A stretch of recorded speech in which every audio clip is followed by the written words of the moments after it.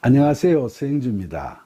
오늘은 예수님을 찾아와 영생의 비결을 묻다가 너의 소유를 다 팔아 가난한 자들에게 주라는 예수님 말씀에 자신의 많은 재물을 포기할 수 없어서 돌아서 버리는 한 부자 청년을 통해 우리의 신앙이 과연 어떠해야 하는지를 생각해 보도록 하겠습니다.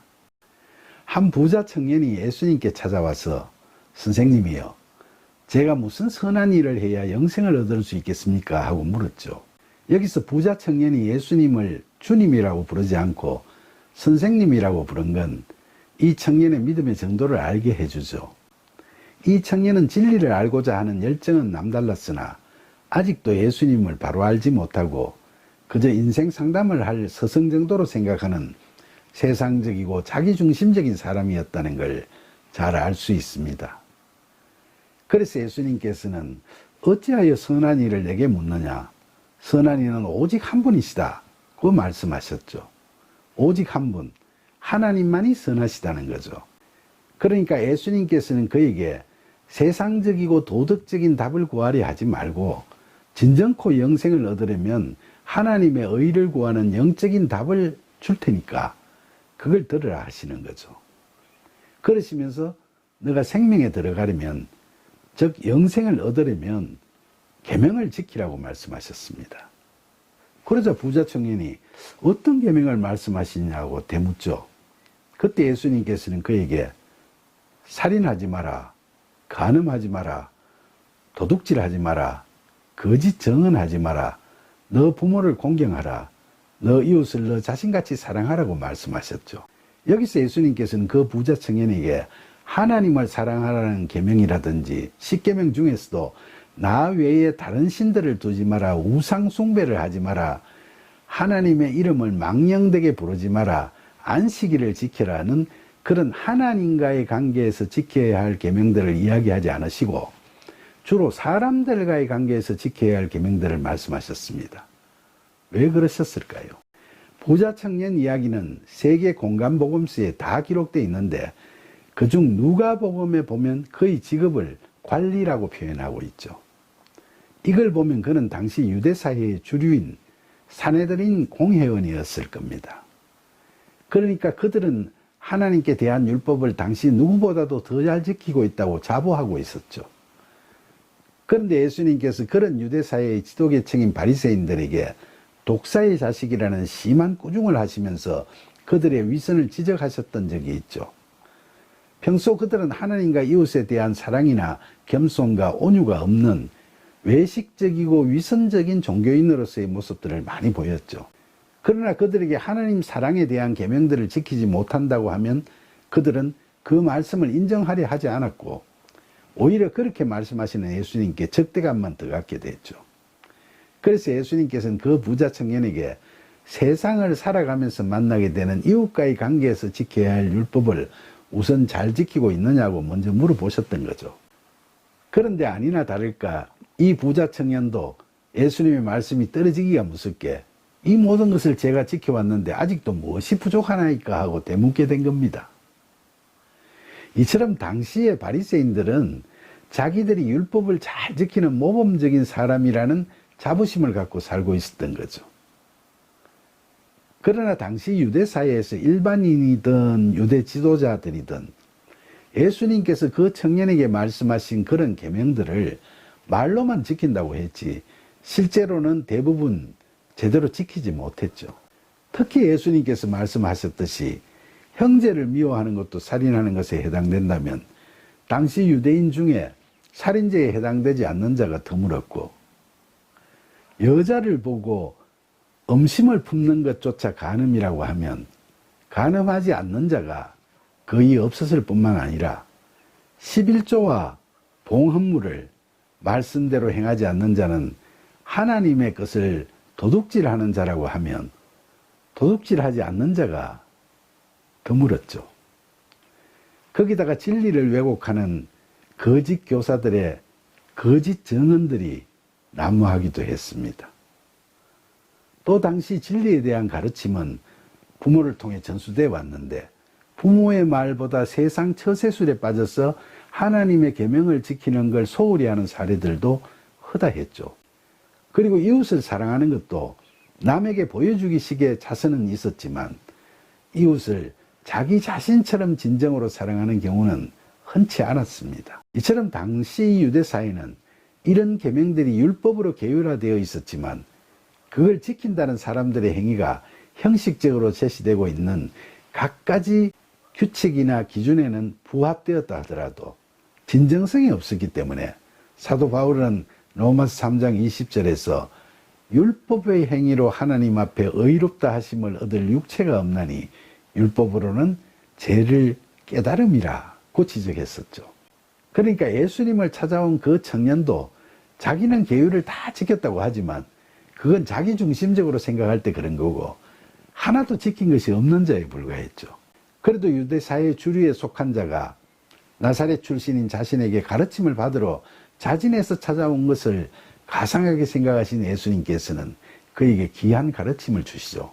마가복음에서 예수께서 그를 보시고 사랑하사 이르시되라고 표현되어 있듯이 구원의 진리를 알고자 하는 그의 열망을 보신 예수님께서는 사랑의 마음을 담아 그에게 너가 온전하고자 할진대 가서 너 소유를 다 팔아 가난한 자들에게 주라. 그리하면 하늘에서 보화가 너에게 있으리라. 그리고 와서 나를 따르라고 말씀하셨죠. 그러나 이 값진 말씀을 들은 청년은 자신의 재물이 엄청나게 많았으므로 그걸 포기할 수가 없어서 근심하다가 예수님을 떠나가 버렸습니다. 참으로 안타까운 일이죠. 육신의 정욕, 안목의 정욕, 이생의 자랑을 다 떨쳐버리고 가난한 이웃을 위해 자신의 소유를 죄다 팔아버릴 수가 도저히 없었던 거죠. 그런데 누가복음 12장에 보면 이런 예수님의 비유 말씀이 있습니다. 한 부자가 자신의 밭에 소출이 풍성해서 이걸 쌓아둘 곳이 없는데 어찌할까 고민하다가 곡간을 헐고 더 크게 지어서 그곳에 이 곡식과 물건을 다 쌓아두어야겠다고 생각하게 됐죠. 그리고 그는 자기 영혼에게 내 영혼아 내가 여러 해 쓸 물건을 많이 쌓아두었으니 평안히 쉬고 먹고 마시고 즐거워하자라고 말해야겠다는 생각을 했죠. 하지만 그런 그를 보신 하나님께서는 어리석인 자여 오늘 밤에 내가 너의 영혼을 도로 찾아가리니 그러면 너가 준비한 것이 누구의 것이 되겠느냐라고 하셨다는 겁니다. 이런 비유를 하시면서 예수님께서는 자기를 위하여 재물을 쌓아두고 하나님께 대하여 부여하지 못한 자가 이와 같으니라라고 말씀하셨습니다. 우리는 재물을 갖게 되면 그게 다 자기 것이라고 생각하기 쉽지만 우리의 인생이 그러하듯이 우리의 재물도 다 하나님의 것이죠. 그래서 청지기 정신이 강조되는 겁니다. 예수님께서는 부자 청년이 떠나가 버린 후 제자들에게 아주 중요한 말씀을 하십니다. 예수님께서는 내가 진실로 너희에게 이르노니 부자는 천국에 들어가기가 어려우니라고 하시면서 낙타가 바늘 귀로 들어가는 것이 부자가 하나님의 나라에 들어가는 것보다 더 쉬운이라고 말씀하셨습니다. 사랑하는 여러분, 예수님께서 하신 이 말씀을 듣고 자기가 부자라고 생각하는 사람들은 이 말씀이 부담스럽기도 하고 그대로 받아들이기가 거북하기도 하겠죠. 그런데 오늘날에 있어서 예수님 말씀에서 이야기하시는 부자가 재벌 오너나 사장들, 부동산 부자들처럼 절대적인 부자들만을 지칭하는 걸까요? 그렇지 않습니다. 오늘날 하나된 지구촌에서 글로벌 경제하에 살아가고 있는 우리 한국 국민의 경우 자신은 상대적으로 부자가 아니라고 생각하는 분들도 부자에 해당될 수 있죠. 세계 인구 80억 명 중에 식량 부족으로 밥을 굶고 사는 사람들이 10억 명 가까이 된다고 하지 않습니까? 우리나라 국민소득이 세계적으로 대단히 높기 때문에 우리 사회에서 절대적 빈곤층을 제외한 대부분의 사람들은 세계적으로 볼 때 다 부자에 해당된다고 할 수 있다는 거죠. 그러니까 이 말씀은 오늘날 우리 사회의 소수의 부자들에게만 하시는 말씀이 아니라 우리 대부분에게 하시는 말씀인 겁니다. 그리고 이 부자라는 개념은 재물이 많은 자뿐만 아니라 권력이나 지식이나 명예가 많은 자들도 포함하는 개념이라고 봅니다. 그런데 사실 자기가 가진 그런 모든 것을 다 내려놓고 주님만을 바라보고 주님을 따라 나서는 게 예수님 당시나 지금이나 현실적으로는 참 어려운 거라고 할 수 있겠죠. 자기중심적인 사고를 버리지 못하고 자기 자신은 항상 선하게 살았노라고 자기의에 충만해서 변명만 늘어놓는 희망 없는 부자가 그때나 지금이나 대부분이니까요. 그러나 우리가 진정 그리스도인이라면 오늘 우리에게 주시는 예수님의 말씀인 가서 너에게 있는 것을 다 팔아 가난한 자들에게 주라. 그리고 와서 나를 따르라는 이 말씀을 부담스럽다고 마냥 회피할 게 아니라 우리 삶에 있어서 코페르니쿠스적인 전환을 가져오는 도전의 말씀으로 받아들여야 하겠죠. 이 말씀은 살아오면서 우리가 집착을 버리지 못했던 돈, 권력, 명예 같은 내가 주인 삼은 모든 것을 다 내려놓고 주님을 내 인생의 주인으로 삼고 주님만 사랑하고 따르라는 말씀이죠. 이 말씀은 사이비 이단들이 말하는 재산 다 팔아서 교주에게 맡기고 도금된 천국 열쇠를 받으라는 그런 말씀이 아니죠. 가진 재물을 허랑방탕하게 쓰지 않고 청정의 정신으로 관리하면서 가난한 이웃에게 도움을 주는 사람. 또 자신의 사회적 지위와 직책을 소유의 개념이 아니라 일시적 점유라고 생각하고 하나님의 뜻에 맞게 행사하고 때가 되면 내려올 줄 아는 사람. 이런 사람들이 오늘 말씀에서 나오는 것처럼 자기가 가진 것을 다 파는 사람이죠.